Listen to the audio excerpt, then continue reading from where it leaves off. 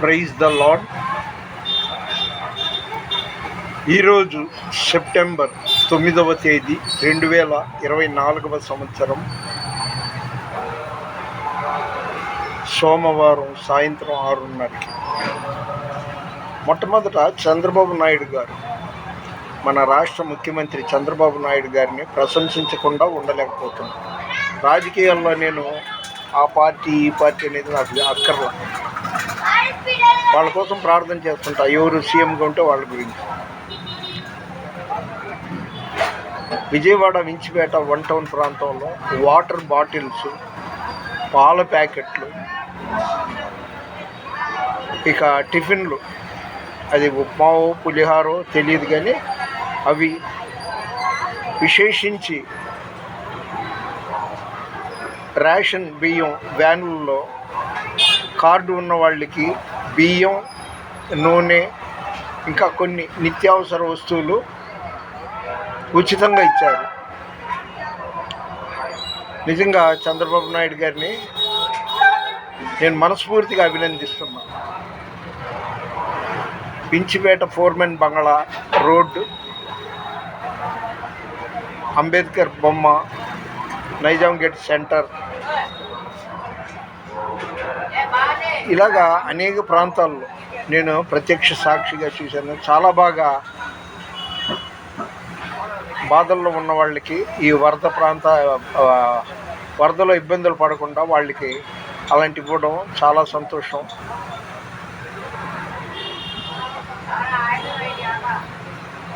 రాష్ట్ర ముఖ్యమంత్రి చంద్రబాబు నాయుడు గారు, మిమ్మల్ని దేవుడు దీవించును గాక. ఇక దైవిక మన విషయాల్లోకి వస్తే,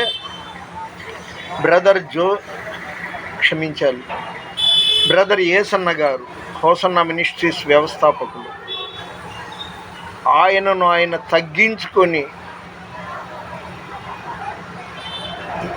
సేవ చేస్తూ ఎలా అభివృద్ధి చెందారో, తాను అంతంత మాత్రం చదువుకున్నది, ఇంట్లో నుండి తరిమివేయబడి రోడ్డు మీద పులిస్ త్రాకుల్లో ఉన్న మెతుకులు తిని సిగరెట్లకు అలవాటు పడి, అది దొరకనప్పుడు ఎంగిలి సొట్టలు, ఎంగిలి బీడీలు కాల్చుకున్నట్టు చాలా తగ్గింపు.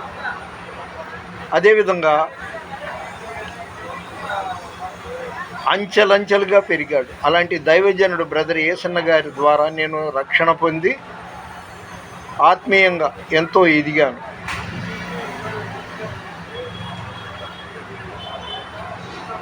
అయితే పిల్లొచ్చి గుడ్డుని ఎక్కిరించినట్టుగా ఆయన జాన్పాలో మరి ఏంటో తెలియదు, ఒక గలిబిలి ఆయన గుడారాల పండుగని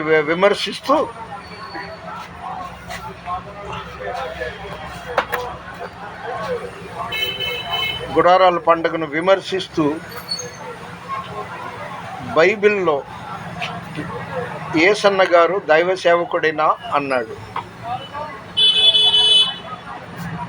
ఇది మూర్ఖత్వం అంటారో అజ్ఞానం అంటారో, నేనంటాను 100కి 110 పాళ్ళు ఏసన్న గారు, బ్రదర్ ఏసన్న గారు మంచి దైవజనుడు.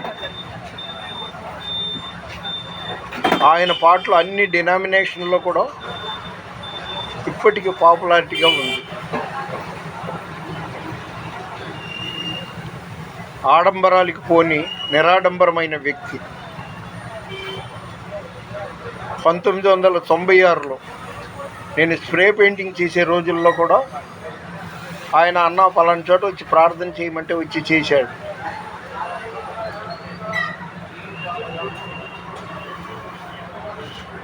ఆయన తమిళనాడు వెళ్తే ఆయన తమిళ ప్రసంగాన్ని మోహన్ సి లాజరస్ గారు ట్రాన్స్లేషన్ చేసేవారు. ఏసన్న గారు చాలా మంచి దైవజనుడు అండి. 1000 మందిరాలు కట్టించాలనేది ఆయన ఆశయం. అంటే దాదాపు నాకు తెలిసి 850 వరకు కట్టించి ఉండొచ్చు. గుణదల ప్రాంతంలో ఒక హోసన్న మందిరు, అలాగే పాల ఫ్యాక్టరీ, విజయవాడ పాల ఫ్యాక్టరీ దగ్గర ఒకటి కట్టించాలని ఆయన అనుకున్నారు. ఎంత ఖర్చు అయినా ఎంత ఖరీదైనా ఆ స్థలంలో కట్టించుకోవాలని ఆశపడ్డారు. కానీ నేను చెప్తున్నా, ఆయన్ని విమర్శించే వ్యక్తి బియ్యంలో చాట్ల బియ్యం వేస్తాం కదండి, అందులో బెడ్డల్లాంటి వ్యక్తి. బైబిల్ ప్రకారం యేసన్న గారు సేవకుడా అని అన్నాడు. ఈ రోజుల్లో ఎలాంటిదంటే, సేవకులని సువార్త ప్రకటించడానికి పోయి పుల్లి మీద అల్లి మీద నల్లి మీద బల్లి అని ఎవరో విజయప్రసాద్ రెడ్డి అంట, ఇంకొక ఆయన ఇదంట. ఈ మధ్య ఏమో ఈయన పేరు జాన్పాల్ ఏంటో గుర్తులేదు, నా భాషలో గలిబిలి ఈయన పేరు.